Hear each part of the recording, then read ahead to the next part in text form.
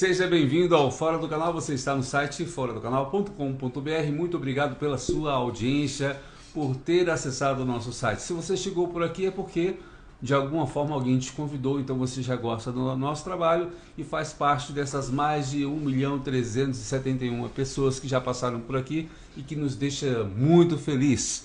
A gente tem sempre aí trazendo pessoas da nossa cidade para contar a sua história dentro do Distrito Federal. Como é que surgiu? O cara é político, o cara é cantor, o cara é artista, o cara é empreendedor. Não nasceu empreendedor, não nasceu escritor. E aí ele vem aqui contar a sua história. Mas a história de quem a gente vai contar hoje é de uma pessoa que já é muito conhecida nacionalmente e internacionalmente. É Judivan Vieira.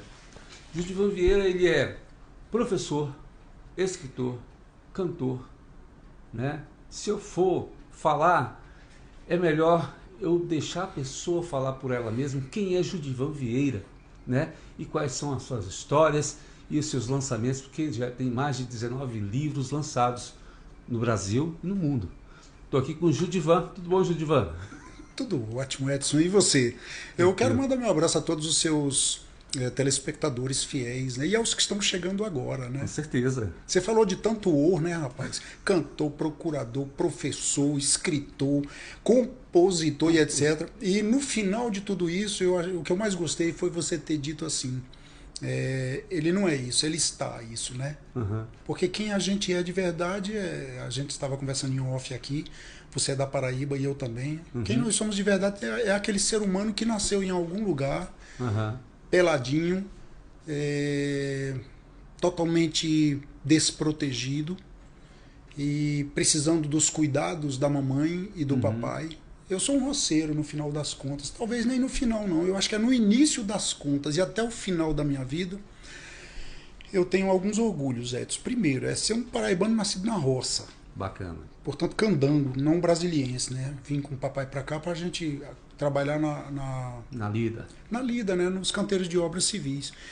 E nascido lá e criado aqui. E assim, eu costumo dizer para as pessoas que Brasília é o lugar onde eu quero que as minhas cinzas sejam aspergidas ali no Lago Paranoá, né? Não quero ser enterrado, quero ser cremado. Cada um quer ser o que quer ser, né? É verdade. Porque eu penso sempre que em Brasília, Edson, eu vivi o meu calvário, fui crucificado inúmeras vezes. Aliás, quando eu e a família chegamos aqui, eu e a família não, quando a família veio. Quando né? você chegou aqui, você chegou em que lugar? Que bairro? Olha, rapaz, eu cheguei aos 5 anos de idade, fomos morar na QI 21 da Ceilândia Norte. Olha. Na época que, se você pensar em janeiro de 1972, não tinha água encanada. Mamãe ainda ia buscar água nas cacimbas. Já era seco. Para quem não sabe o que é cacimba, que está vendo a gente, cacimba é um poço que nasce da terra, a água flui, né? Como se fosse ali água mineral, só que pequeno, onde o nordestino vai pegar água para alimentar a casa dele, o gado dele, se ele tiver, né? Sim, sim. Então é isso, a gente foi morar na Ceilândia Norte e isso aos 7 anos de idade. Papai, que era pedreiro já, né? Trabalhava naquelas casinhas construindo Guará 2, já me colocava no caminhão de pau de arara pra gente ir lá. E ele dizia assim: meu filho, se aprender a carregar um tijolinho de um lado pro outro, meu filho já vai ser um ser humano melhor. E é isso mesmo, trabalhar dignifica o ser humano, né? Sim.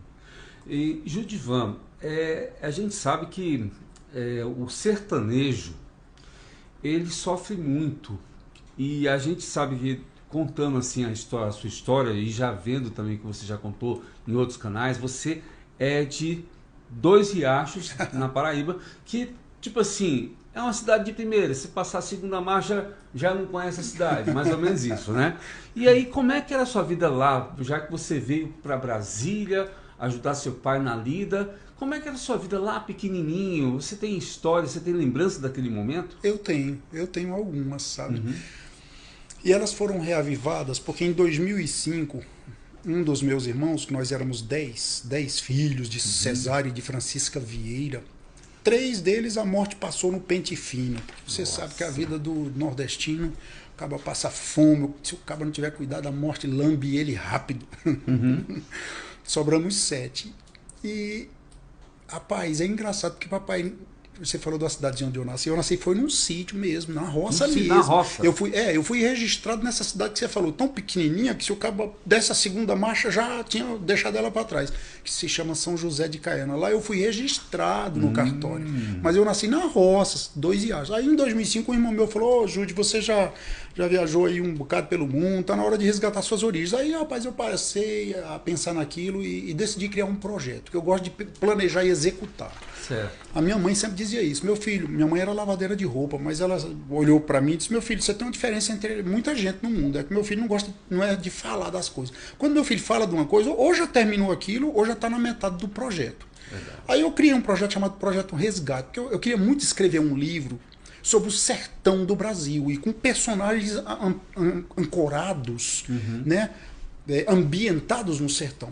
Aí eu falei pro meu irmão, então vamos lá, vamos ver se a gente acha a casinha. Aí eu aluguei um carrinho aqui nas férias, a gente botou o apelido dele de Jeguinho. O Jeguinho, que era 1.0, né? Sim, baratinho. Sim. Aí eu e meu irmão fomos pro Nordeste, sertão.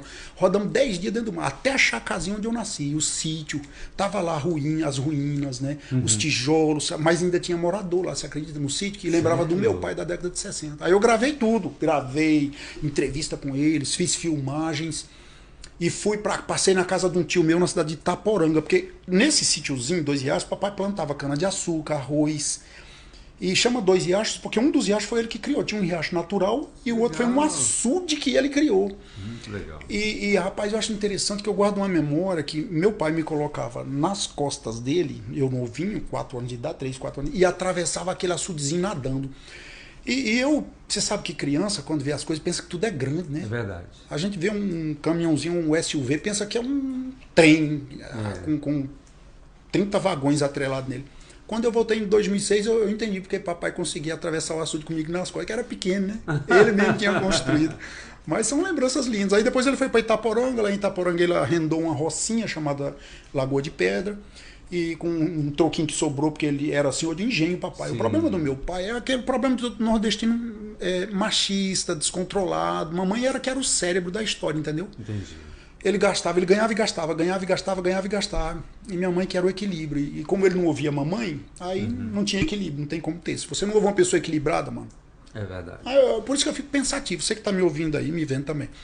Às vezes eu fico pensando muito, Edson, nas pessoas que desejam e buscam o êxito na vida. Eu não vou chamar de sucesso porque está muito batida a palavra. O êxito. Mas essas pessoas ficam ouvindo quem não tem êxito. É verdade. Como é que tu vai seguir uma pessoa que fica pregando sucesso, querendo ensinar sucesso e ela não tem? Engraçado que, tipo assim, o nordestino é teimoso, né? Muito.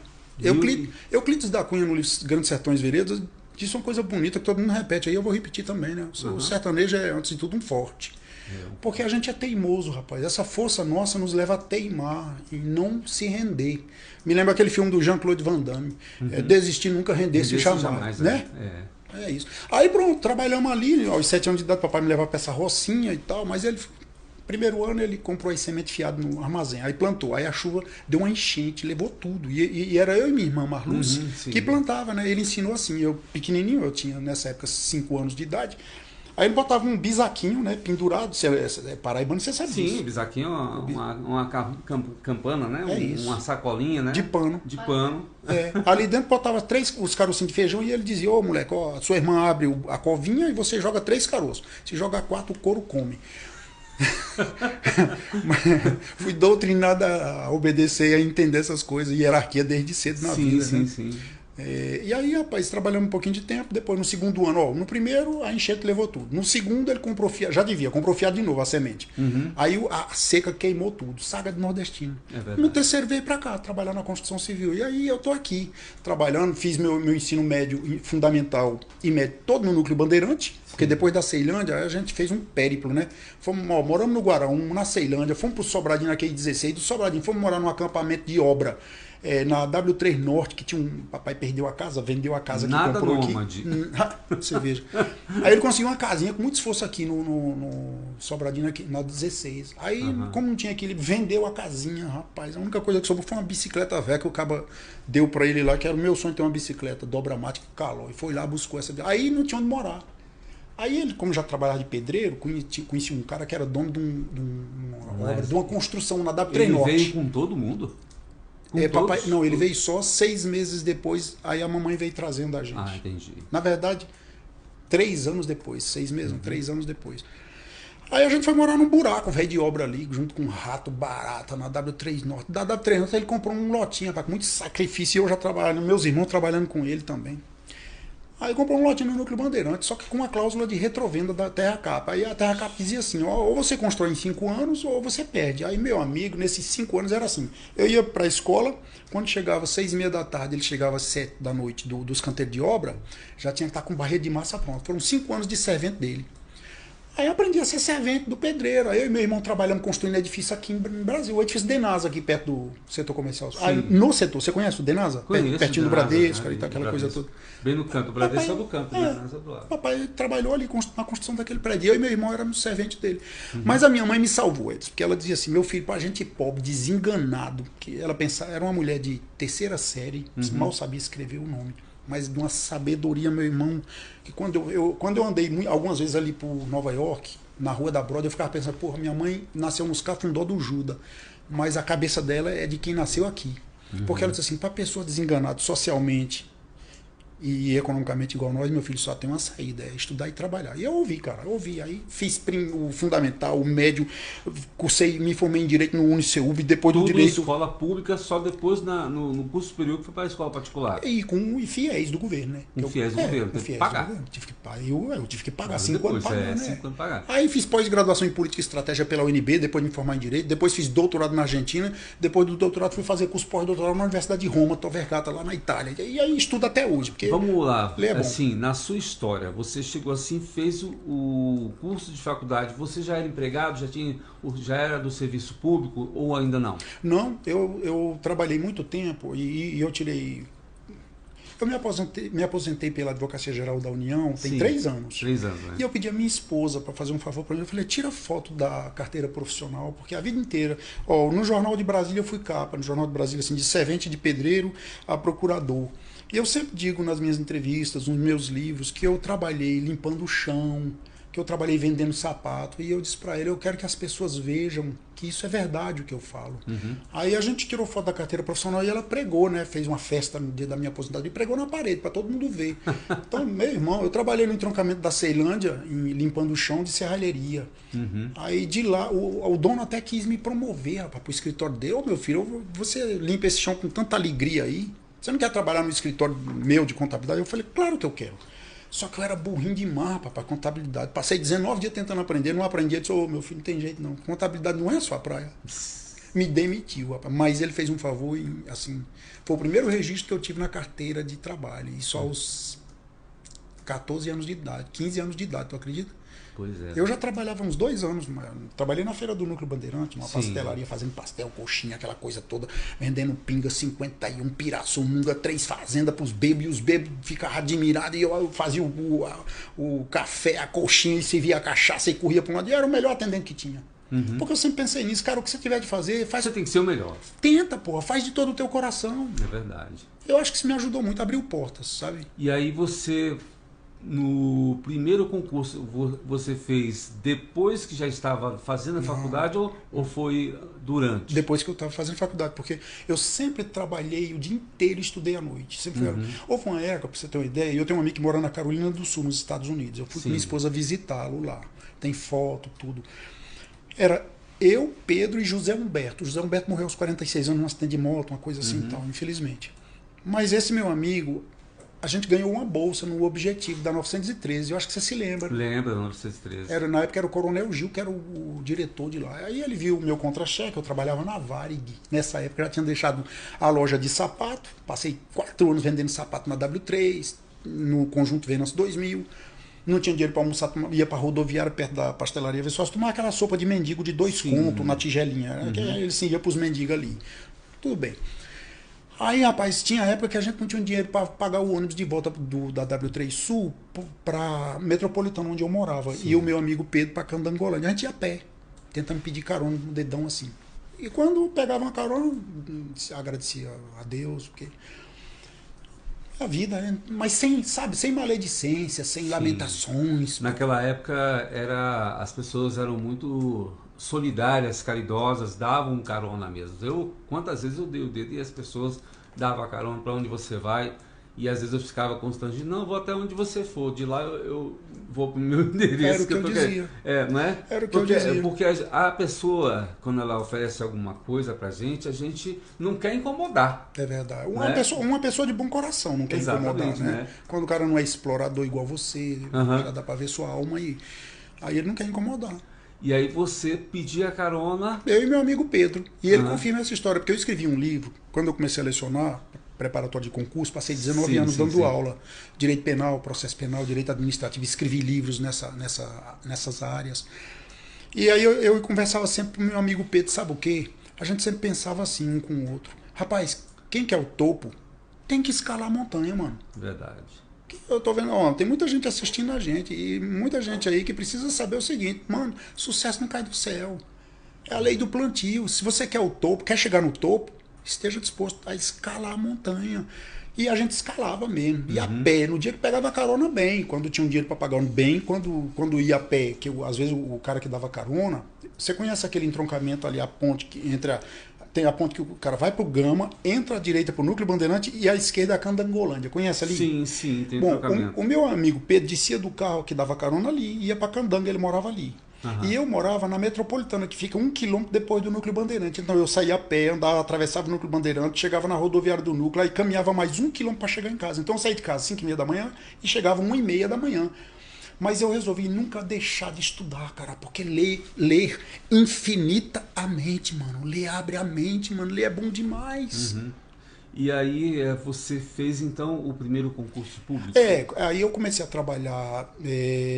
na CAESB, olha que coisa interessante. Depois que eu trabalhei na Varig, eu achei um emprego, fiquei zanzando, 32 dias desempregado. Aí um amigo meu que trabalhava na Engerrio, que era uma empresa prestadora de serviço à CAESB, em 1987, falou, pô, Judivan, vem, tem uma vaga aqui. Aí eu fui lá, me aplicou um teste de datilografia, ainda existia coisa do dinossauro. Sim.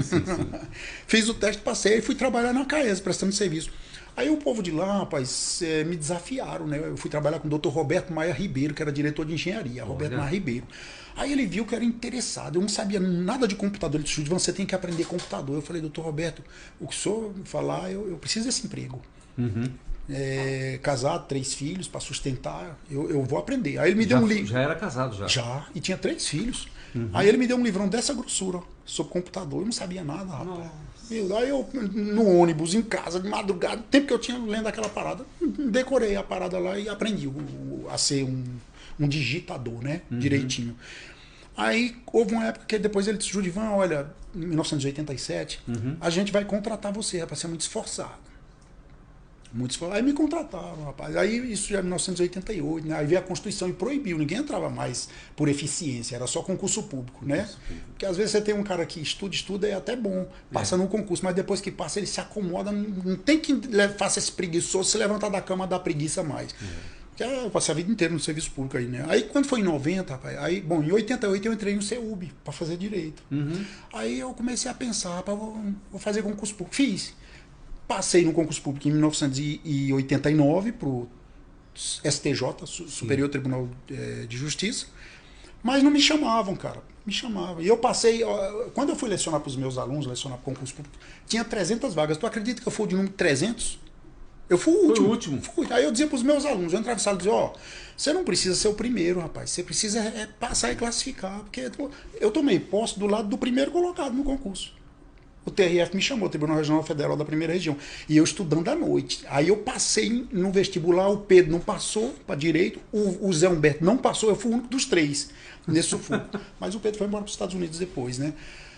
Aí fui fazer direito no CEUB. Quando foi em 89, passei nesse concurso. Em 90, eu saí da CAESB e fui para o Tribunal Regional Federal. Fui trabalhar no gabinete do desembargador federal, Aldir Passarinho Júnior, a quem eu devo muito. Era um desembargador que trabalhava. Eu gosto de gente que trabalha. E ele trabalhava e eu aprendi muito com ele. Aí fiquei 6 anos lá no TRF de nível médio. Poucas pessoas conhecem essa sua história, não conhece? Né? Poucas pessoas, né? Poucas pessoas. E agora muita gente vai conhecer essa história. Porque pensa assim, a pessoa pensa, o cara aposentou na AGU, mas ninguém sabia que ele estava lá sendo servente de pedreiro, depois que ele tinha estudado em escola pública, e depois galgou empregos na Varig, entrou na CAESB, trabalhou, teve que ralar sair da datilografia para a digitação, né? E depois entrar no concurso público. Isso tudo já com família formada. Já. Seus filhos têm quantos anos? Seu filho mais velho hoje? O mais novo, vou começar com o mais novo. Tem 34 anos, é engenheiro civil. Né? Engenheiro civil. O do meio parou de estudar porque por opção não quis. Ele não quis. Eu fiz de tudo, ele não quis uma coisa, depois largou, quis outra, largou, quis outra. Mas eu entendo isso que é a vida. Sim, sim. E a filha mais velha, com 38 anos, foi para o Canadá com a família dela. Está vivendo no Canadá, já tem um ano e pouco, né? É uma coisa engraçada. Tu acredita que quando eu trabalhava na Varig carregando caixa no aeroporto, eu me inscrevi, rapaz, há 39 anos atrás, no serviço de imigração para ir embora do Brasil para o Canadá? Olha que coisa estranha e linda e maravilhosa. A embaixada do Canadá me aprovou. Eu já tinha esposa e 3 filhos na época. Mas quiseram me mandar para o norte do Canadá. Eu digo, pelo amor de Deus, eu não tenho dinheiro para viver aqui no calor. Pobre, lascado. Se eu for pro norte, como é que eu vou virar pinguim e viver lá? Exatamente, porque lá é neve. Eu fui para lá, passei 42 dias com minha esposa agora lá, que eu queria experimentar um inverno rigoroso, temperatura de 28 graus abaixo de zero. Bom, o que eu queria dizer é que 38 anos depois, rapaz, minha filha foi embora para lá, para onde eu queria ter ido. Achei isso lindo, né? Então, você estava falando da pessoa olhar para mim como um procurador aposentado e achar que eu nasci assim. É igual quem está te vendo, ver você com o estúdio. Gente, vocês não estão vendo, mas eu estou vendo. O estúdio do Edson aqui é lindo, gente. Obrigado. Equipado. Aí a pessoa olha para você, olha para mim e pensa que nós somos um produto acabado. Não é assim que as pessoas veem as coisas? É verdade. Ninguém quer saber da história de construção que você tem atrás de si. E aí, dentro de toda a sua vida, você ainda tirava tempo para ser um jovem, né? Para ser romântico, porque para você ser escritor, você não partiu do que você escreveu hoje. Você era aquele poeta para conquistar a pessoa. E a gente sabe que o nordestino, ele é cantador, ele é bom de rima e ele é bom de dar aquela piscadela e dar uma chegadinha para no mínimo tirar o cheiro no cangote, não é isso? Pelo menos um cheiro no cangote e deixar arrepiado, porque senão não tem valor o cheiro. Então aí você já escrevia, mas você tinha essa intenção, vou um dia publicar um livro? Eu tinha. Em 1979, eu aprendi os primeiros acordes no violão, porque eu fui primeiro músico, né? Um colega meu que era pedreiro, José Nilson, que hoje é cantor gospel, ele tocava um violão bonito, rapaz, e ele era louco pelo Roberto Carlos. A gente morava no Núcleo Bandeirante, e aí eu vou até fazer uma confidência aqui, que é uma coisa pecado, né? Mas ele vai me ver aí, vai me perdoar. Porque na igreja a gente não podia, naquela época, não podia jogar bola, não podia cantar a música do Roberto Carlos, da galera toda, o rock and roll que veio da década de 80 para Brasília. Mas a gente sempre escapava das doutrinas, das coisas, e ia pecar, né? A gente ia pecar. A gente ia jogar bola, a gente ia para a praça ali do Padre Roque, no Núcleo Bandeirante, em frente à administração, ia levar o violãozinho.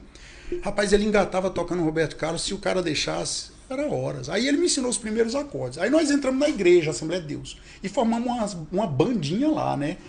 E eu me apaixonei, rapaz, por uma menina na época, e aquela paixão de adolescente, aquela coisa toda, e escrevi a minha primeira música. Eu peguei aquela música em inglês, The End, e fiz uma versão. Aí eu pensei, caramba, se eu dou conta de fazer versão, eu dou conta de compor. Ali começa a minha alma começa a abraçar a poesia, né? Pela música. Aí depois, muito tempo depois, 1994, eu já estava trabalhando no TRF e ainda não ganhava dinheiro, porque eu tinha montado uma empresinha de autopeças com mais 2 sócios, e a gente faliu.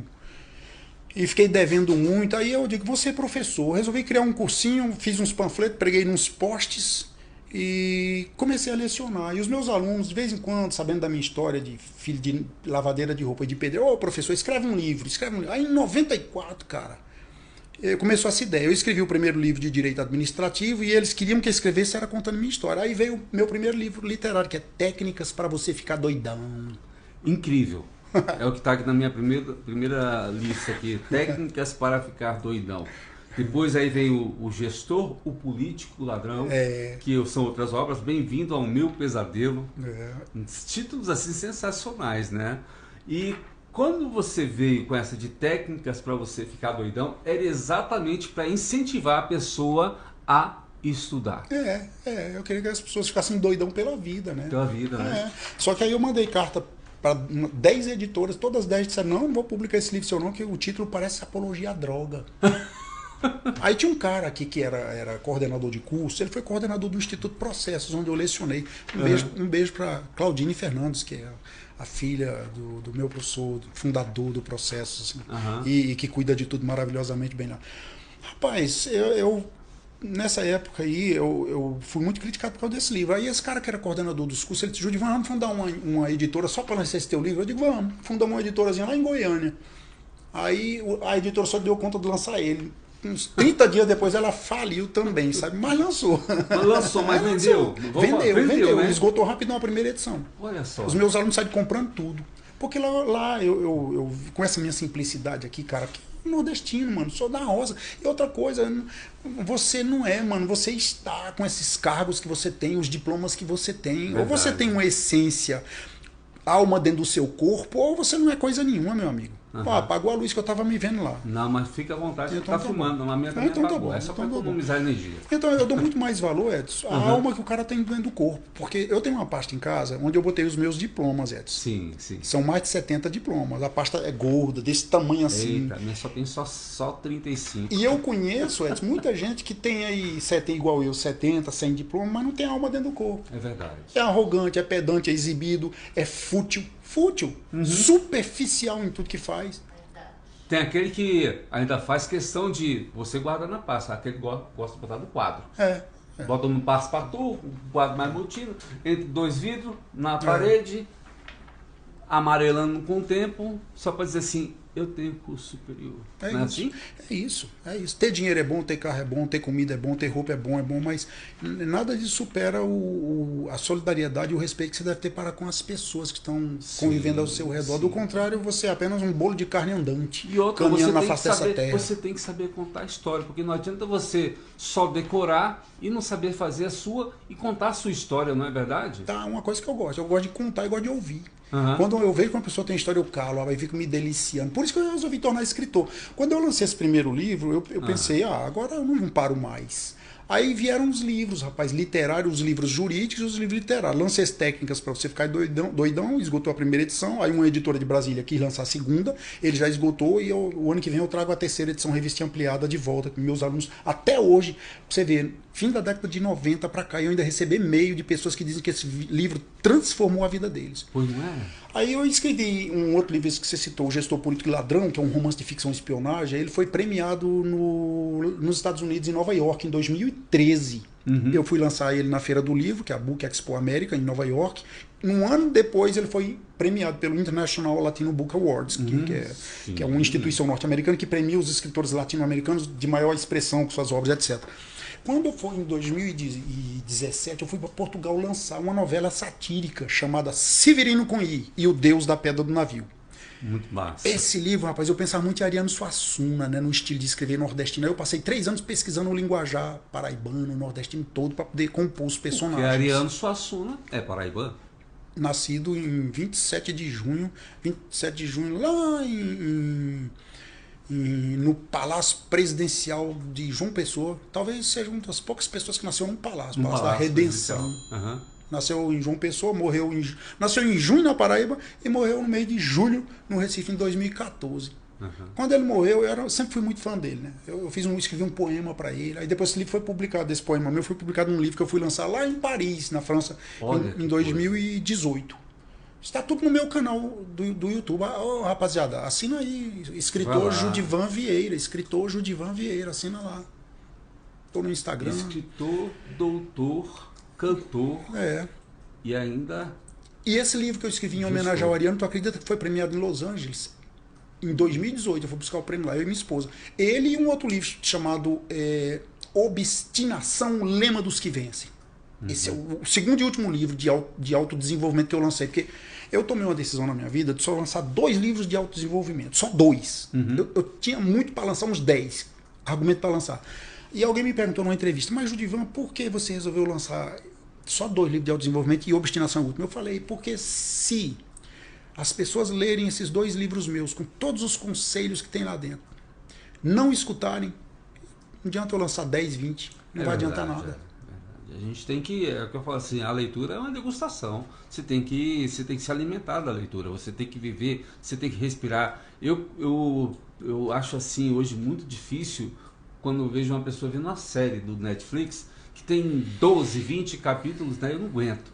Eu tenho que pegar um livro de 200, 300 páginas e começar 10 da noite e acabar 6 horas da manhã e viver o livro todo. Eu não consigo ler um livro. Só, a não ser que seja um vade-mecum que eu tenho que aprender uma coisa maior, entendeu? Mas assim, você tem que entrar na história, você tem que viver a história. Se o escritor te encanta com personagens, com a dissertação para você caminhar naquele momento ali, é onde você chega assim e começa a ler. Você lê um, lê outro. É gostoso. E aí você gosta. Agora, pensa que você, além de ser um missivador, né, de fazer muitas missivas, você é uma pessoa que pesquisa bastante. Muito. Né? Muito. Para você ter uma ideia, para eu lançar a enciclopédia Corrupção no Mundo, coleção Corrupção no Mundo, eu passei 7 anos pesquisando. 7 anos. Sabe quem é a minha maior testemunha? Minha esposa. Porque ela na época trabalhava e saiu do emprego dela porque eu ia montar um escritório. Eu estava fazendo doutorado na Argentina e eu já tinha decidido que eu ia escrever não um livro sobre corrupção política, mas uma enciclopédia, a primeira e única do mundo. Porque eu comecei a pesquisar Brasil, Argentina, Uruguai, Paraguai e Venezuela, que são os países membros do Mercosul. Sim. Aí eu vi que nós tínhamos uma literatura boa, argentina, chilena, uruguaia, espanhola e norte-americana sobre corrupção, mas a gente não tinha um escritor brasileiro, acredite no que eu estou lhe dizendo. Sim. No Brasil só existia de Plínio Arruda Sampaio, um opúsculozinho de umas 20 e poucas páginas, você não considera nem livro. Não.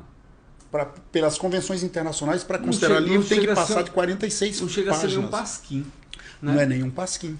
Aí eu pensei, quer saber de uma coisa? Como é que o Brasil, sendo um país de tanta corrupção, que infelizmente tem a corrupção na cultura, não tem bibliografia confiável nesse tema? Aí eu falei, eu vou introduzir o Brasil na bibliografia mundial. E para isso eu preciso fazer algo diferente. Foi aí que eu decidi lançar uma enciclopédia, a primeira e única do mundo. Aí passei 5 livros. 5 livros. E passei 7 anos viajando pelo Brasil, Argentina, Uruguai, Paraguai e Venezuela. Eu tive bolsa do governo.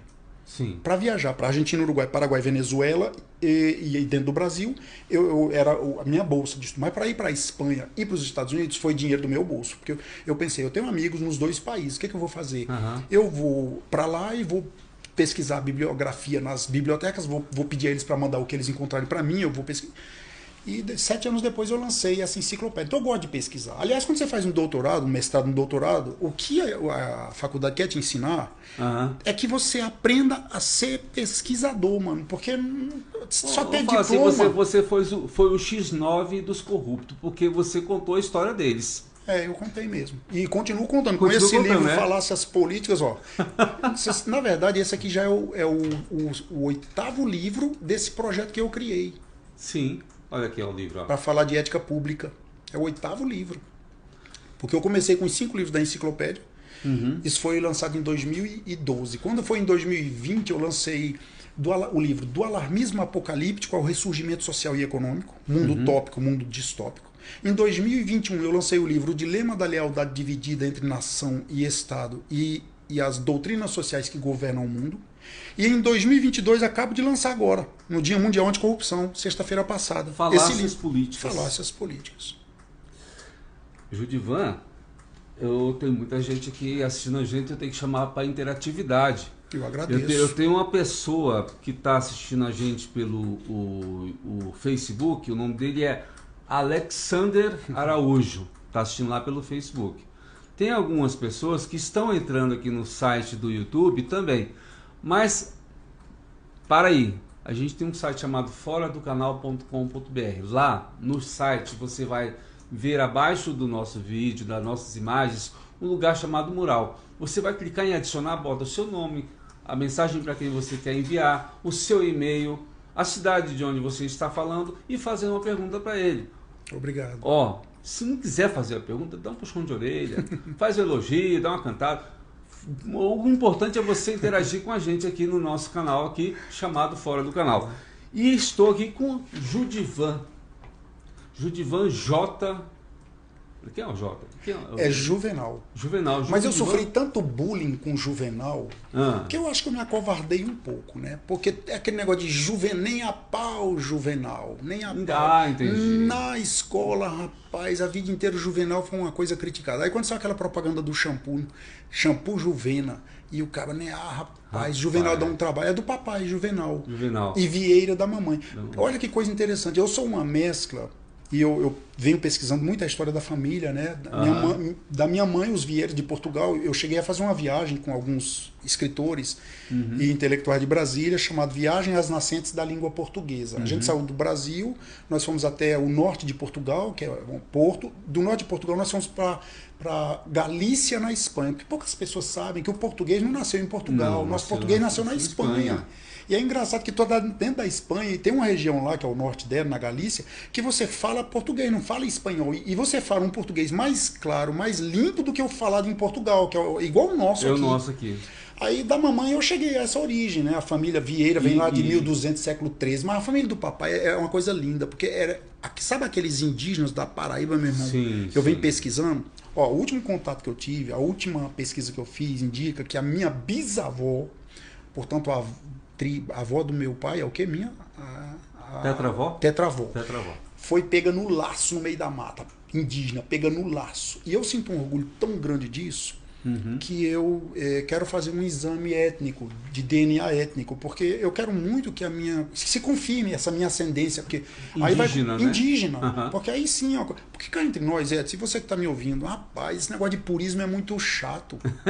Os misturados é que são bons, tu não vê cachorro vira-lata, é mais forte do que os outros tudinho, rapaz. Então, por que a gente é tão forte, o brasileiro? Porque a gente é a mistura da alegria do africano com a melancolia do português, com a limpeza do indígena. Isso está escrito no livro Casa Grande Senzala, do grande antropólogo Gilberto Freire, que eu tive o privilégio de visitar em junho agora, o colégio onde ele estudou. Bacana. No Recife, o colégio americano Batista, ele e Ariano Suassuna.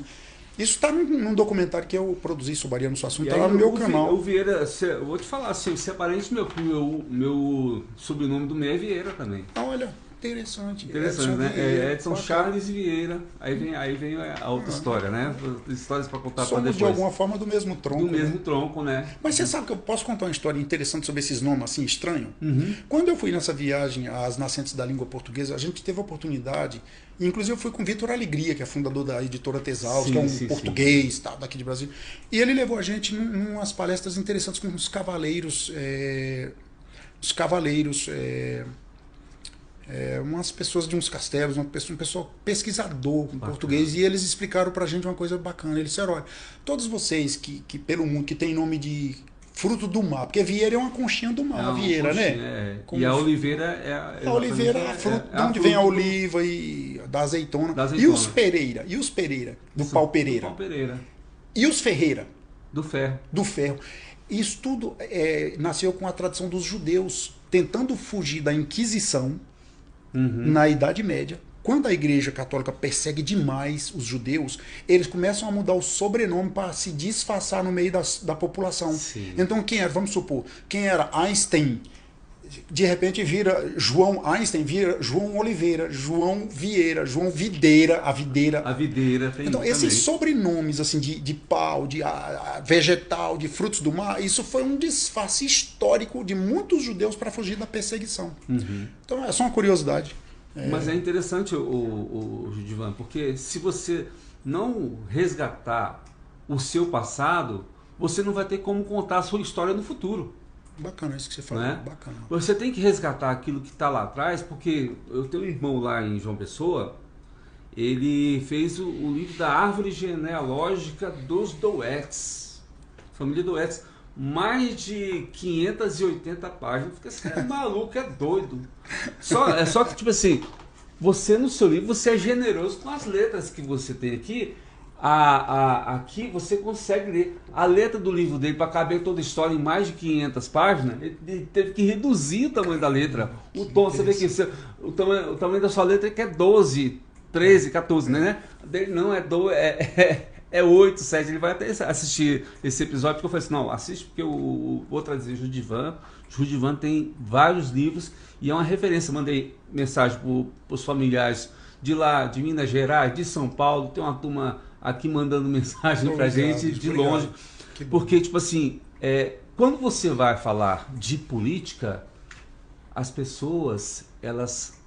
Não, fala de corrupção. É um tema pesado, né? É um tema pesado. Mas é tipo assim, a forma que eu li algumas coisas e tive que rebuscar a sua história, eu tive que ver assim, não, ele conta de uma maneira que ele, como se ele estivesse lá. Obrigado por ter percebido, obrigado. Né? Porque quando você se coloca no lugar, e aí depois a gente vê assim numa entrevista de 2014, quando você lançou a enciclopédia lá no Jô Soares 11:30, você vê assim, a forma que você destrincha a história. E por mais que o Jô Soares seja uma pessoa inteligente, mais humorista, ele tirou uma coisa séria da sua história. Sabe, às vezes eu penso, Edson, e eu erro mais do que acerto. Porque eu estou convicto que se nós acertássemos tanto quanto pensamos, a gente já tinha ganho na loteria, já era todo mundo bem sucedido. É verdade. E o mundo já era uma utopia, um paraíso. Então eu estou convicto que eu sempre erro mais do que acerto e convivo bem com isso. Convivo bem com os meus pecados, dos meus erros humanos. Sou humano. Mas eu sempre penso assim, rapaz, se você quer ser um professor, um comunicador, não dá para você ficar falando uma linguagem que as pessoas não entendam. Que graça tem isso? Verdade. Eu vou para uma entrevista, eu vou me exibir porque eu sou doutor, tenho curso pós-doutoral em Roma, eu vou falar só em latim. Aí não adianta, você não é compreendido, deixa de existir, sabe o quê? Deixa de existir comunicação, porque é uma diferença muito grande. Quando eu estava pesquisando no Egito para escrever esse livro também, eu vivi uma experiência que eu gosto de contar. Quando eu fui visitar o Vale dos Reis, a tumba de Tutankhamun, de Hatshepsut, o templo, tá tudo no meu canal do escritor Judivan Vieira, Aí, rapaz, no Egito tem uma perseguição, um assédio à mulher muito grande. Eu fui com minha esposa, né? E a lei que rege todo o país islâmico, a Sharia, ela permite que cada homem tenha 3 esposas oficialmente. Aí eu sentava no restaurante, vi um cara querendo que minha esposa fosse a segunda esposa dele, terceira esposa, que queria que ela ficasse no Egito, queria tomar a mulher de mim a qualquer custo. E eu comecei a sentir medo, e ela pior ainda, porque para ir no banheiro ela pediu que eu ficasse na porta com medo do assédio. Aí a gente, tu imagina. Aí a gente pegou um cruzeiro no Rio Nilo, fomos parar no Vale dos Reis, e de lá a gente fretou um carro para atravessar uma parte do deserto do Saara. E rapaz, o assédio era tão grande que eu pensei que eles iam matar a gente no deserto, enterrar ali, que ninguém ia descobrir mais não, sabe? Então foi uma das uns piores momentos que ela e eu tivemos juntos. E uma das coisas que me angustiou é porque eu não tinha para quem ligar. Eu olhava para as placas no caminho, as placas de trânsito, e tudo escrito em árabe. Eu sei falar bem assim, o inglês, o espanhol, um pouco de italiano eu falo, mas eu não sei nada de árabe. Aí eu pensei, meu Deus, caramba, agora eu entendi. Naquela placa tá tudo escrito em árabe. Ali tem letra, tem palavras e frases, mas não tem linguagem, não tem comunicação, tem linguagem. Verdade. Mas não tem comunicação, por quê? Para que exista comunicação é preciso que haja um falante, um ouvinte, e essa linguagem seja decifrada pelos dois. Sim. Então, meu irmão, por que as falácias, por exemplo, eu acho que são tão importantes? Por que esse livro é tão importante para a humanidade? Porque aí eu estou decifrando os códigos, as mentiras, as fraudes e as ilusões no discurso do político. E nas falácias aqui no seu livro, tem um capítulo aqui que explica exatamente onde você chegou nesse meio, não é? Como, por que, onde... Essas são as 7 perguntas aristotélicas do saber, né? Exatamente. E aí, aqui você chega assim e destrincha... e numa linguagem simples, você percebeu. Simples, né? Porque eu quero que o cara que foi servente de pedreiro, que como eu fui, leia meu livro, mano. Eu não estou escrevendo livro só para academia. Quer saber de uma coisa? Eu fui dar uma palestra. A academia é preconceituosa, você precisa saber disso. E você está me vendo aí. Os acadêmicos são preconceituosos. Quando eu falo de academia, eu quero dizer as universidades, esse mundo de doutores e tudo mais. Aliás, eu estive na Academia de Platão, fazendo pesquisa para o próximo livro que eu estou lançando agora o ano que vem. Fui lá em Atenas, na Grécia. Fui nas escavações do Liceu, que é a escola fundada por Aristóteles e tudo mais. Mas quando eu cheguei nos Estados Unidos, por exemplo, que eu fui lançar minha enciclopédia lá em inglês e tudo mais, aí eu contratei um indivíduo lá para cuidar do meu negócio, né? Um assessor de imprensa lá e etc. E ele falou, olha, doutor Judivan, o senhor tem que abandonar aquele negócio de música, porque a academia não aceita que você seja um intelectual e um músico ao mesmo tempo. A academia é preconceituosa, rapaz. Essas pessoas, elas sentam nas suas poltronas, nas suas confrarias e ficam se exibindo com o conhecimento que tem. E às vezes nem tem tanto, sabia? E às vezes não tem como dividir, né?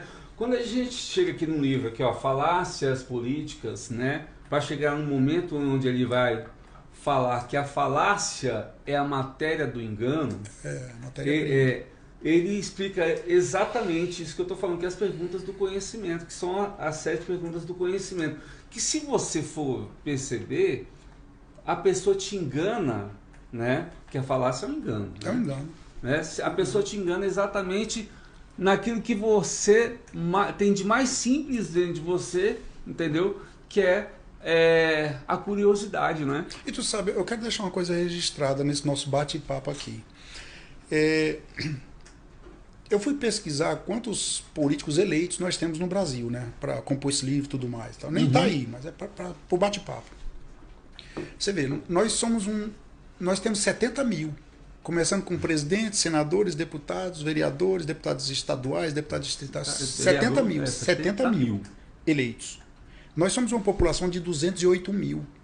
Agora, o que eu fico pensando é que tanto no Brasil, quanto na América Latina, quanto na África, onde quer que haja essa política formal que está falida, eu explico nesse livro que a democracia e a política formal estão falidas como doutrinas sociais.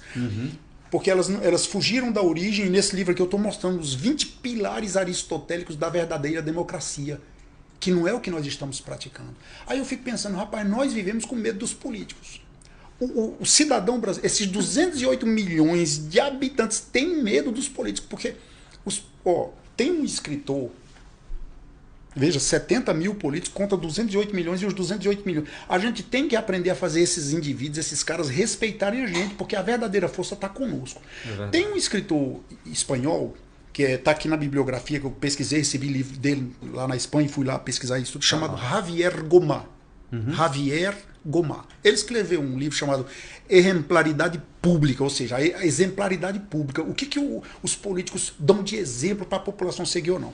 Aí nesse livro dele ele explica a diferença, ele diz que os políticos em regra são carismáticos. Carismáticos. Aí eu comecei a pesquisar isso. E eu pensei, é verdade, o que é carisma, diz o Javier Gomá? Ele diz assim, carisma é uma habilidade, um talento para seduzir e conquistar. Sim. Os políticos tendem a ser carismáticos e simpáticos, porque eles precisam da força do eleitor, que é o voto. Olha que democracia falida nossa. Você viver num país onde você é obrigado a votar, isso não é democracia. Porque se é para ser democracia, não me obrigue a votar. Para começar a democracia, o voto não pode ser obrigatório. Bom, mas eu vou voltar para o que disse Aí, no meu livro, eu ampliei a fala do Javier Gomá, do escritor espanhol. Sim. Quando eu digo assim... Tudo bem, eu concordo com ele que o político é um cara carismático porque ele tem o poder de seduzir e conquistar. E ele costuma ser simpático, porque como ele precisa de você, e quem precisa de você normalmente é simpático. Se uma pessoa quer que você dê um emprego, ela é muito simpática com você. 2 meses depois ela começa a reclamar que tem que acordar cedo, que está trabalhando demais, etc. Mas, né, para conseguir o que ela se ajoelha nos seus pés. Mas no livro eu estou explicando que é preciso ter muito cuidado, porque carisma e simpatia não pode ser confundido com empatia. Verdade. Empatia é diferente. A pessoa empática é aquela que se coloca no seu lugar de sofrimento. Você está sofrendo, ela sofre com você. Agora, você acha que os políticos são empáticos? Olha, eles são muito carismáticos, em regra. Eles são muito simpáticos, porque eles precisam de você. Mas eles nunca se colocam no lugar do brasileiro que acorda 1h30 da manhã para catar o alface, para catar a beterraba, a batata doce e ir para a feira. Eu cheguei no interiorzão em São José de Belmonte, no Pernambuco, quando fui gravar o documentário O Caminho de Ariano Suassuna, sob o olhar do escritor Gilvan Vieira, e cheguei às 2h30 da madrugada, peguei um ônibus, saí lá de Recife, fui para São José de Belmonte, 473 quilômetros no interior, no sertão. Quando cheguei lá, às 2h30 da madrugada, a feira estava montando na escuridão da madrugada. Aí eu fui conversar com o feirante. Eu falei, meu irmão, que hora você chegou aqui? Ele falou, eu cheguei 1h30. Eu pensei, pois é, em 1h30 todos os políticos estão dormindo ou estão na farra, bebendo uísque. E quando acordar 9, 10 horas da manhã, vão com um ar-condicionado, com 20, 30 assessores para ajudá-los. Mas esse cara não se coloca no lugar do feirante, no lugar do pobre brasileiro que está passando fome, que não tem trabalho, educação, saúde, que não tem estudo e etc. Então, meu irmão, cuidado com essa parada. Por isso esse livro é importante. Ele abre os olhos das pessoas. Agora eu vou falar assim uma coisa que você falou, que o trabalhador ele vai dormir 1, 2, 3 horas da manhã. O político, ele só vai trabalhar depois de 2, 3 horas da manhã, exatamente para exercitar o engano, entendeu? Para votar uma lei que vai atrapalhar a vida da pessoa, como acontece na Câmara Federal e na Câmara Distrital, que o pessoal ainda fala assim, no apagar das luzes eles votaram o aumento do transporte, no apagar das luzes eles aumentaram o salário dele. E na hora que a gente fala de salário, né, o salário mínimo ficou congelado. É isso. Né? Eu posso citar uma falácia só aqui como exemplo? Fala. No meu livro eu dou 69 espécies de falácia, eu trago 69. Uma das mais comuns chama falácia da explicação superficial. Olha como é típico dos políticos. Ó. Página 143. Esta falácia é usada por pessoas com conhecimento superficial.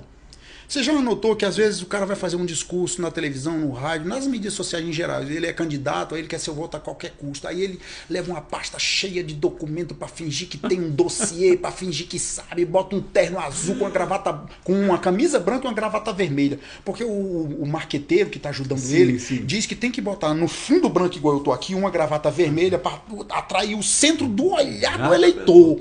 E aí ele ensaia aquilo com a mulher dele antes de dormir na cama e a esposa dele aplaude o discurso falacioso, porque a falácia... Rapaz, você compra, você que está me vendo aí, você vive comprando muito material, alimento enlatado, não vive? Tipo azeitona, palmito, etc. A falácia é tipo esses alimentos embutidos, enlatado. A casca é o que o cara apresenta, mas o conteúdo, meu amigo, é FMI.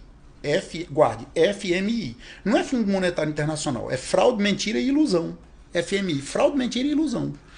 Aí ele vai para frente da televisão e faz aquele discurso bonito. Aí ele começa assim, por exemplo, eu dou aqui vários exemplos. Ó, a inflação existe porque os preços sobem. Veja que coisa superficial. Nossa. Essa é a famosa falácia da explicação superficial. Exemplo 2. O povo é pobre porque não trabalha. Parece Paraguaçu, Odorico Paraguaçu. Sim, sim. 3. Se votar em mim, será abençoado, pois irmão vota em irmão. Eita! Não tem isso demais? Quarto exemplo, se você votar no partido político da esquerda, significa que você é uma pessoa esclarecida e sabe o que faz. Se votar na direita é nazista. Exemplo 5, a crise da energia se resolve construindo mais hidroelétricas. Olha que superficialidade.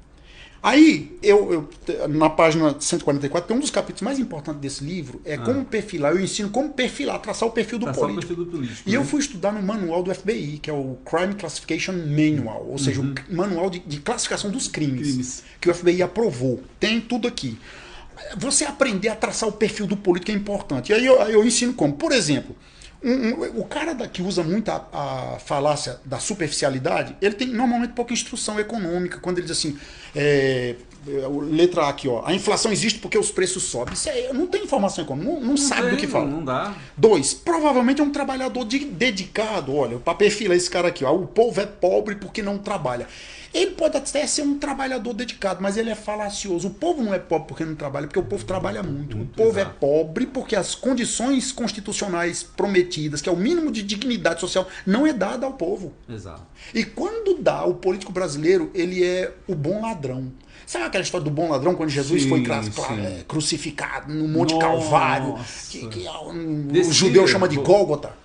Botou lá para decidir entre Barrabás e Jesus para ser crucificado e tal. Olha a falácia, né? Uma falácia. E do lado de Jesus tinha um caba que era um bom ladrão. Ô mestre, eu roubei, lasquei a vida de todo mundo, mas lembra de mim quando tu entrar no paraíso que eu quero estar. Qual é o ladrão que não quer ir pro paraíso, meu amigo?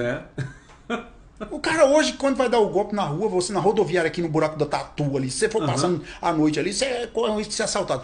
Esse cara que assalta de noite é o mesmo cara que antes de sair de casa faz o sinal da cruz, meu amigo, várias vezes. Pedindo a Deus, ele reza. Pedindo a Deus para ele ser bem sucedido. O bandido que mata, se a missão dele, se para ele trazer o dinheiro de volta para casa, ele comete um latrocínio, que é o roubo seguido de morte, você pensa que ele não agradece ao Deus dele, aquele Deus da convicção dele quando ele chega em casa? Ele pensa, pô, hoje a minha indústria foi bem sucedida. Exato, meu emprego então, garantido. Trouxe meu salário. Olha, cá entre nós, tem 69 casos aqui, não dá para ir mais muito adiante, porque o tempo é bastante bom. O nosso tempo aqui, eu digo que é ilimitado quando se rende conteúdo. Mas sabe por quê? Olha, Judivan, a gente teve aqui, você está no 132º episódio. Nesse ano de 2022, a gente trouxe aqui o superdotado, uma criança de 10 anos de idade que é escritor. Né? A gente trouxe o artista de rua, a gente trouxe o palhaço, a gente trouxe a drag queen e a gente trouxe pré-candidatos a cargos eletivos do Distrito Federal. a Senado, a governo, a Câmara Distrital, só não trouxe a presidência da República, que a gente já não é tanto, mas ex-governadores tentando se reeleger.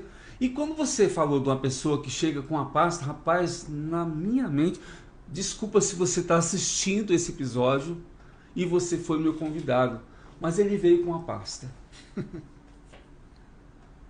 de projetos que ele fez, e eu falei assim, ele só faltou vir com a gravata para direcionar a imagem dele, mas o blazer do jeitinho que você descreveu é o falacioso, veio um falacioso, mas ele não fez isso, não foi porque ele é o falacioso, ele fez isso porque a sociedade imita o que existe. Sem dúvida. E não cria coisas novas. E uma sociedade antiética produz políticos antiéticos. É o segundo capítulo do meu livro.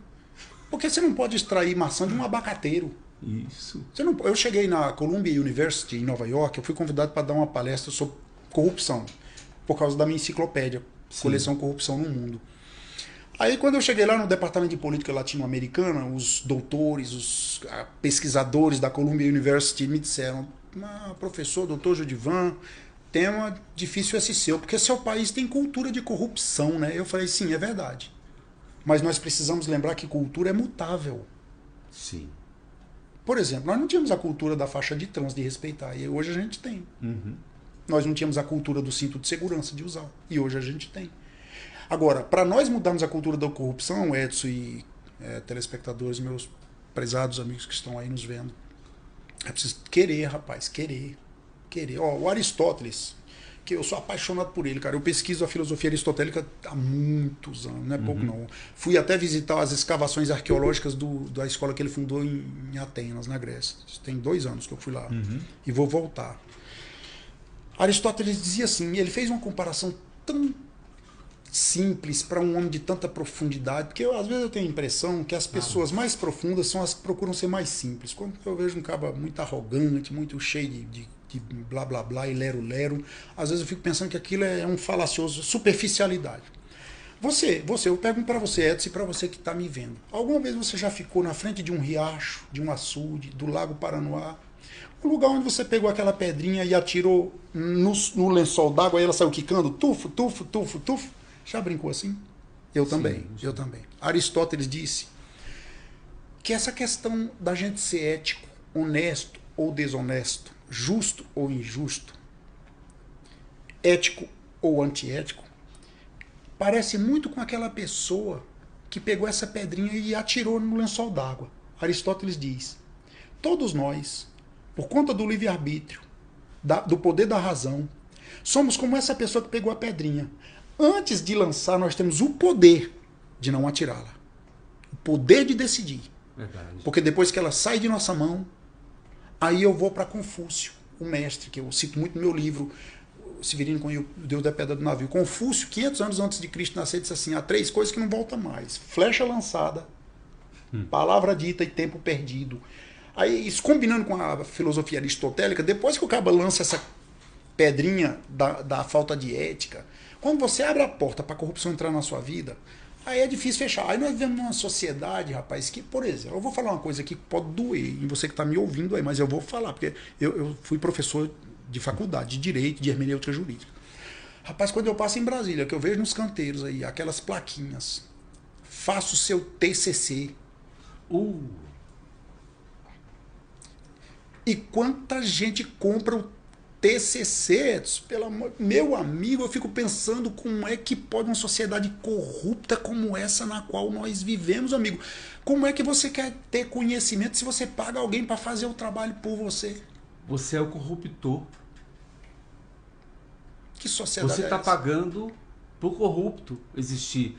E o professor que aceita aquele TCC recorta e cola, ele é também. Às vezes aquele cabra é iludido, né? Exatamente. Às vezes nem consegue ver. Não consegue ver. Mas tu sabe de uma coisa? Quantas vezes você recebe no seu celular e golpes? Nossa, um cabra me ligou agora, viu que eu sou cantor também, o Dr. Jude, eu tô no Spotify, meu nome artístico é Dr. Jude, cantor de pop rock. Aí ele viu que eu tô no Instagram, aí ele mandou uma mensagem no direct dizendo que ele queria me promover por 300 rádios no Brasil inteiro, era só dar 850 conto.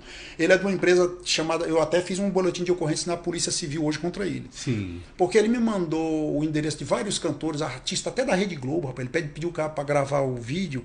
Sim. E o cara manda pra gente e tal. Empresa TLS Produções, lá do Ceará. O nome dele é Rafinha Silva, viu? Você que tá me vendo é Rafinha Silva. Você que é cantor e artista, cuidado com esse estelionatário, esse vigarista. Hoje eu publiquei em 2 jornais, que eu sou colunista de 2 jornais. Um no Pernambuco, lá no Pernambuco, e outro aqui, Tudo Ok Notícias. Aí ele me pediu R$850 e disse que ia me mandar meu vídeo, minha música durante 4 meses, tocando 3 vezes por dia nas rádios, 300 rádios do Brasil. Resultado da parada. Aí me deu umas referências. Aí eu entrei em contato com os cantores, os artistas que ele deu de referência, dizendo que administra a carreira dos caras, o show. Aí um cara disse, rapaz, esse cara aí é um pilantra. Um dos artistas que ele forneceu. E a outra artista não me respondeu. Aí eu fiquei pensando, quantos golpes tentam aplicar por dia?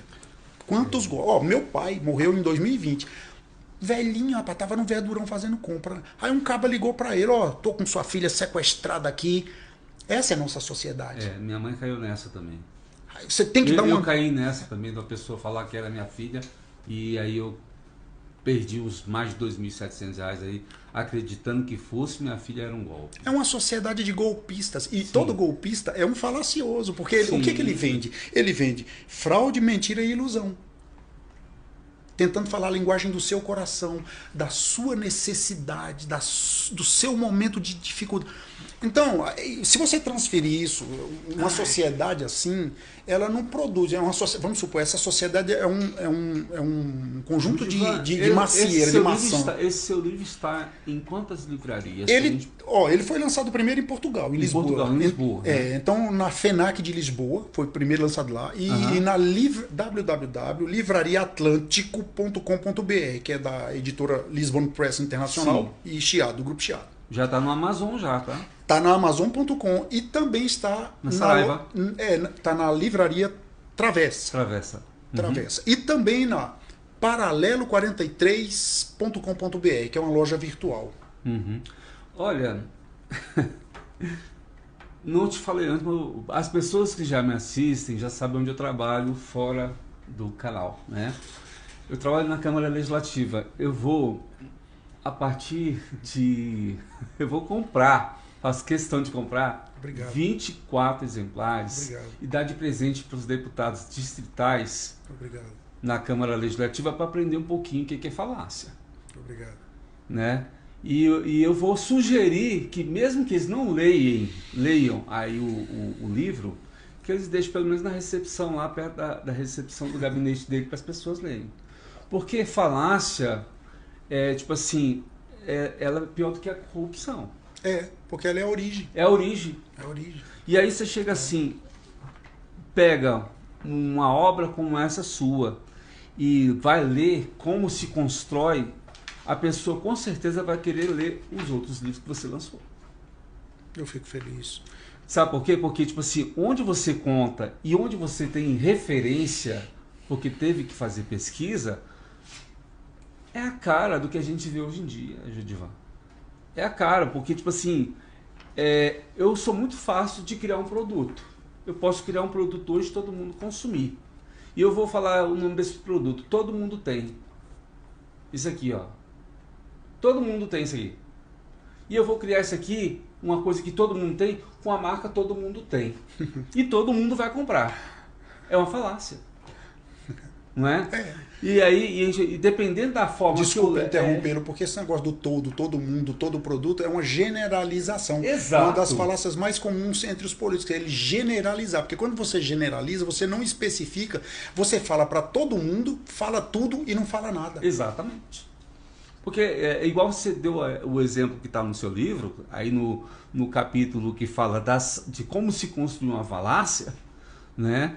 Você deu uma aula aí para a pessoa ser um corrupto, né? E isso está no nosso sangue, está no nosso dia a dia, a gente absorve, consome e inocentemente a gente acaba fazendo igual, né?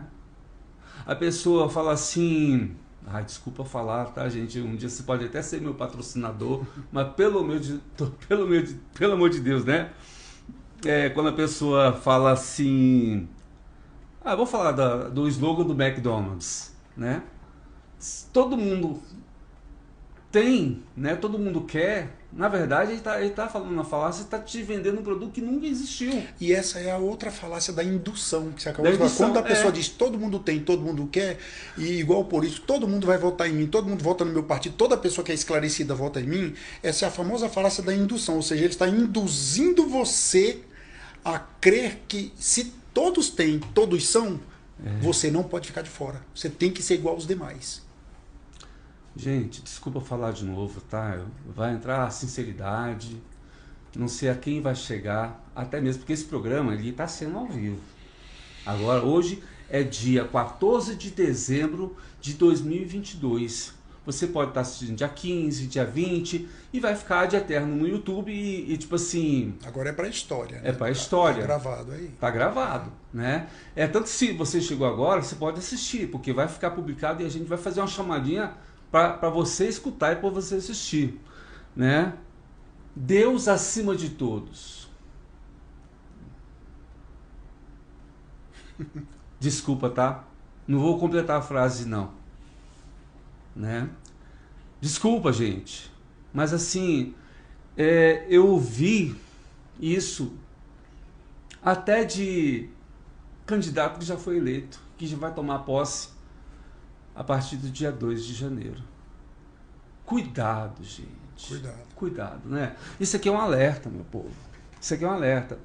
Eu vou falar assim, existem palavras bíblicas que a gente pouco repete, mas existem coisas que as pessoas repetem e que se o Cramunhãozinho tivesse escrito o livro, né?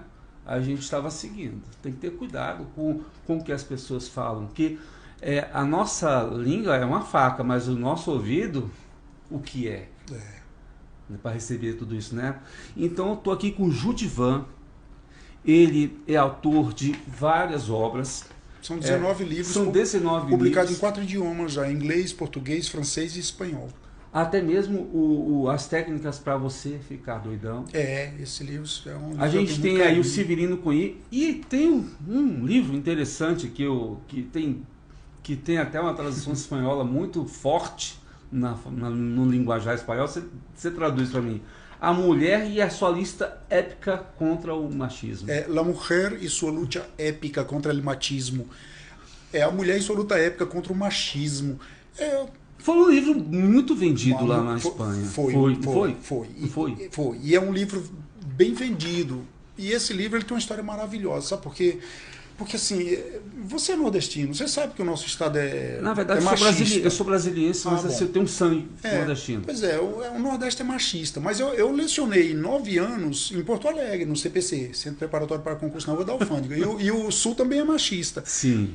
Aí você vai pro Norte. O Norte também é machista. Aí sabe o que eu fui percebendo? Meu pai, machista, dentro de casa, tratava mal minha mãe. E eu falei, caramba, o machismo é um mal nordestino. Depois eu pensei, é um mal brasileiro. Depois eu viajando pelo mundo, eu descobri que é um mal mundial, uma praga, um câncer mundial. E a mulher sofre muito. Porque está no nosso inconsciente, no nosso consciente coletivo, né, rapaz? Eu já viajei por tantos lugares pesquisando aí para lançar esse livro, A Mulher e Sua Luta Épica, que foi lançado em Brasília, depois no Panamá, num encontro de 300 escritoras espanholas. Depois lancei na Feira do Livro de Nova York, aí depois veio a segunda edição. Para lançar a segunda edição, eu fui com minha esposa para o Egito e para Grécia para fazer pesquisa para a segunda edição. Porque as pessoas dizem, esse é um livro feminista. E eu sou um homem feminista. Todo homem, como eu e você, que não consideramos que os homens são superiores às mulheres, são feministas. Sim. Agora, tem pessoas que pegam o feminismo e levam para o extremo. E aí transformam o feminismo numa bandeira e querem tribalizar os direitos da mulher, ignorando que deve haver uma convivência pacífica com o homem na sociedade. E aí, uma vez eu fui convidado para falar sobre machismo, uma senhora, uma mulher, disse assim para mim, mas você não tem lugar de fala, meu filho, porque você é homem. Aí eu disse para ela, uma pessoa não precisa ser mulher para falar em favor das mulheres, ele precisa ser apenas solidário no coração dele. Exato. Olha, no lançamento desse livro aqui em Brasília, ali foi no Carpe Diem, faliu até o restaurante, e depois também no Brasília Shopping, eu esqueci o nome do restaurante. eu estava sentado autografando esse livro, A Mulher e Sua Luta Épica contra o Machismo. Aí vi um casal na minha direção, bonito, rapaz, o cara de braço com a esposa e tal. Aí ele chegou, olhou o livro, pegou, folheou. Não vou comprar esse livro. Falou, dê jeito pra mim. Aí eu levantei, mas por que você não vai comprar? Eu falei, isso não é livro para homem. Aí, A Mulher e Sua Luta Épica contra o Machismo, isso é livro para mulher. Eu falei, não, mulher não é a mulher que é machista, é o homem que é machista. E nesse livro, Edson, depois de um bom tempo, porque ele nasceu em 2007, quando eu fazia meu doutorado, um professor chamado Davi Rabinovich Berkman, autor de vários livros, inclusive um livro chamado Casamento Incaico, Casamento entre os Incas, Civilização Inca. Ele disse, no meu doutorado a gente tinha que fazer um TCC por semestre, um TCC por semestre. Sim. Aí ele disse, Judivan, olha, vou passar aí para todo mundo aí uns temas de direito civil e eu quero que vocês escolham. Eu falei, professor, eu gostaria muito de escrever sobre machismo. Ele disse, olha, pesquise e me apresente o resultado. E eu fiz isso, fiz um TCC sobre o machismo. E aquilo me deu tanto gosto que ele leu, o professor, e eu comprei todos os livros dele. Sim, sim. Doutor Davi Rabinovich Berkman, tem em casa. Aí ele disse, Judivan, tá muito bom. Se eu fosse você, eu aprofundava a pesquisa e lançava um livro. Foi o que eu fiz, lancei. Mostrando o machismo no Egito, na Grécia, na Índia, na China, em todos os impérios mundiais, nos 10 maiores, que eu comecei lá com o império. Foram várias editoras, né, Judivan? Foram duas. Duas, né? Agora tinha uma capa cor azul e eu vi um exemplar de capa cor de rosa. Foi intencional? Foi intencional, foi intencional. É a editora Autografia do Rio de Janeiro. É, né? Ela tem autografia no Rio e tem em Madrid, na Espanha. Aí ela lançou um livro azul e um cor de rosa. Foi, porque tem essa brincadeira mundial, né? Com as cores. É verdade. Né? Eu não sei. Assim, quando eu tô aqui, a minha esposa até pode dizer, eu me transformo. Você é observador, hein? Eu me transformo e reconto as histórias do que eu vejo. Às vezes ela fala assim, nossa, o que você vai perguntar para Judivan? Ele tem mais de 19 exemplares de livros no mundo todo. Com o que você vai conversar com ele? Sim, olha, ele vai me dar deixa para encontrar o que eu vou falar com ele.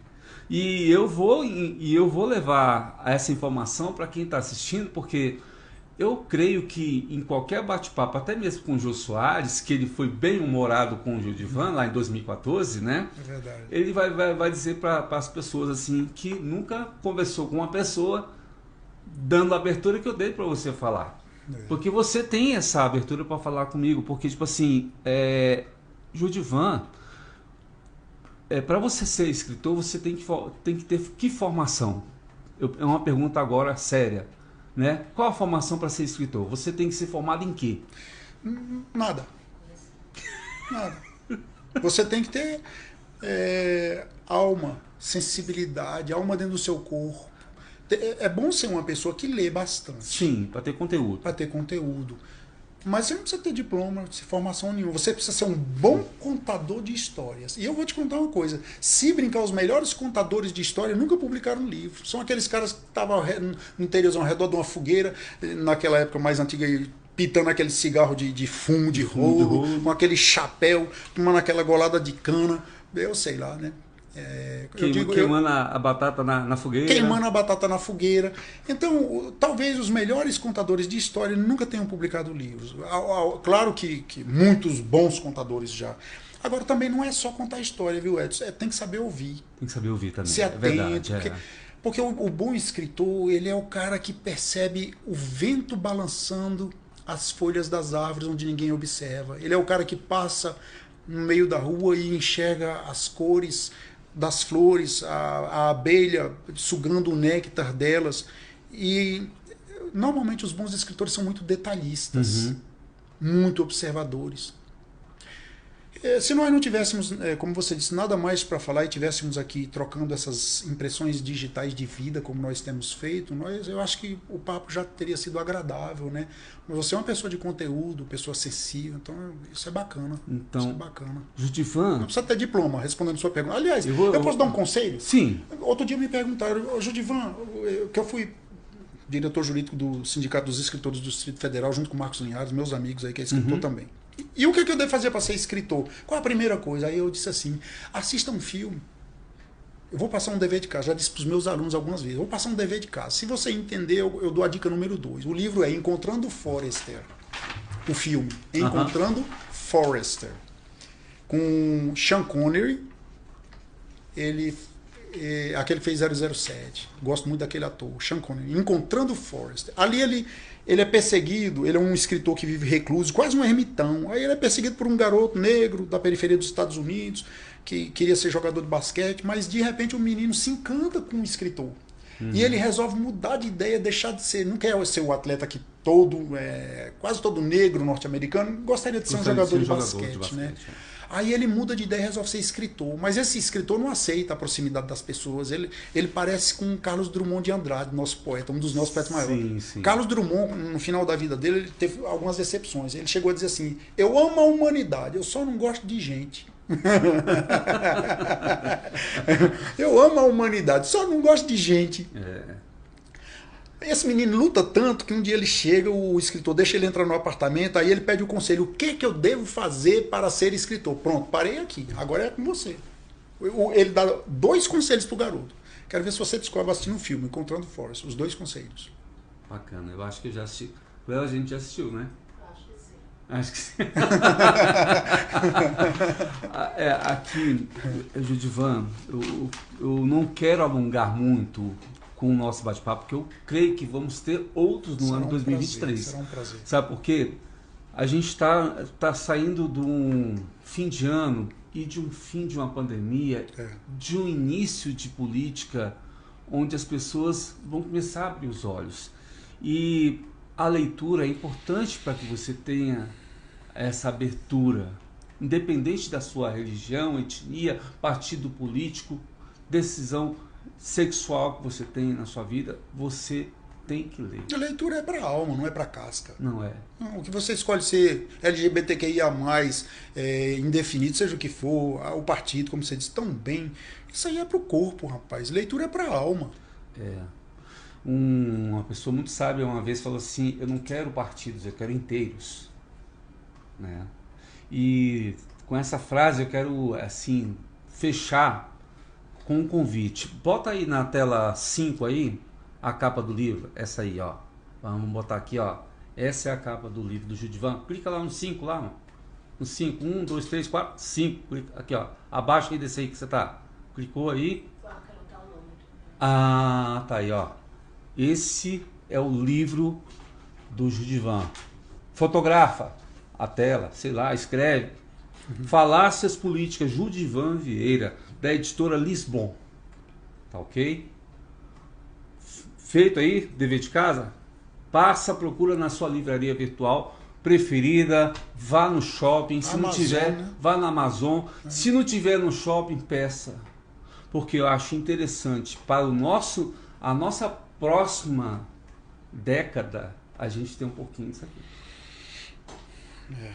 Um pouquinho dessa informação. E aí depois que você lê isso aqui, que isso aqui teve referência, lá no finalzinho do livro, lá na biografia, como ele falou só um autor só, que foi o espanhol Gomar. Mas tem Kafka, tem David Landis, tem Victor Civita, entendeu? Como referências para você chegar assim e falar: ah, tá aqui. Não estou vendendo o livro dele, não vou ganhar um tostão com isso. Entendeu? Obrigado. Mas eu quero que você vá atrás disso aqui, porque faz bem para você abrir sua mente do que você passou nesses últimos 4 anos, com pandemia ou sem pandemia, para você chegar assim: aqui tem um escritor que pesquisa, Judivan Vieira. Judivan, eu agradeço a sua presença, queria que você deixasse seus contatos assim para que as pessoas possam conhecer, ou te convidar para qualquer outro podcast. Fique à vontade, o microfone está aberto. Muito obrigado. Basta você... meu telefone é 61 Brasília 999-88-3929, ou pelas redes sociais, basta escrever Judivan J. Vieira. E vamos lá, acessa e subscreve meu canal, o canal do escritor, escritor Judivan Vieira. Eu dou palestras e cursos. Além de, se você quiser visitar minha plataforma virtual, que é cuidada pela minha esposa, que é mais que uma loja virtual, é um mundo de ideias. Paralelo43.com.br. Paralelo43.com.br. É mais que uma loja virtual, é um mundo de ideias, viu? Lá você tem meus livros, alguns temas de palestras que eu profiro e de cursos que eu ministro. A gente pode desejar felizes festas. Se não nos vemos mais por aí, felizes festas. Sim. E um ano novo bacana, né? Porque eu tive Covid 2 vezes já, né? Perdi paladar, olfato, tudo, e estamos vivos. Então eu te desejo saúde. Saúde, paz e prosperidade. E não esqueça de uma coisa importante. Quem quer chegar no topo tem que escalar a montanha, mano. E, mano, facilidade. Quer o topo? Escale a montanha. E ano que vem eu vou trazer o cantor Jude, o roqueiro aqui. O Dr. Jude. O Dr. Jude. Virei com prazer. Para tocar aqui pra gente, porque tem umas músicas super legais, entendeu? Obrigado. Acho super interessante. O linguajar... Muda tudo. O linguajar muda tudo. Não tem nada de terno. Minha esposa costuma dizer, meu Deus, e eu tenho um guarda-roupa para cada um. Eu tenho um guarda-roupa para o professor, para o procurador, para o cantor, para o escritor. Então, eu não quero dizer que com isso que tem o terno. São aquelas roupas tradicionais, porque muda o linguajar, muda tudo. É outro personagem. E a gente vai contar com Porque a vida é isso, é arte. É arte. E a arte pede surpresas. Se você não se espanta, não há arte. Exatamente. Tem que ter aquele, vamos falar assim, aquele isqueiro, né? Só com a pedrinha para colar na outra, para acender a labareda, né? Quem quiser curtir já, é só entrar no Spotify. No Spotify já vai lá. Dr. Jude. D-O-C-T-O-R, Dr. Jude. Poxa, agradeço. Tem mais de 40 músicas de minha autoria lá e agora, dia 21, estreiam 3 singles novos. Um em português, um em inglês e um em espanhol. Dia 21 de dezembro, que eu componho sempre. Quando a inspiração vem em inglês ou em espanhol, eu tento escrever em português e não consigo. Não consigo. Porque é a inspiração, ela que manda no artista. Já sabe, né? A gente está no dia 14 hoje, aqui no ao vivo. Daqui a 7 dias. Daqui a 7 dias já está lá no Spotify. Ou se você chegou assim, atrasado, meu Deus, eu perdi. Né? Fica triste, não. Você vai chegar assim. Eu vou convidar você novamente para assistir esse bate-papo super legal, Judivan. Agradeço muito sua presença. Eu também, obrigado. Você que está aí do outro lado, tá? Eu recebi uma cartinha do Google essa semana falando assim da nossa audiência. Eu vou replicar no site e vai dar uma passadinha lá no site aí nos próximos dias, que a gente vai dar uma pausa nos podcasts, entendeu? E a gente vai botar um conteúdo muito legal para você acessar o site, para você ver como estamos sendo vistos pelo mundo do Google, tá? Aquele abraço e até o próximo Fora do Canal.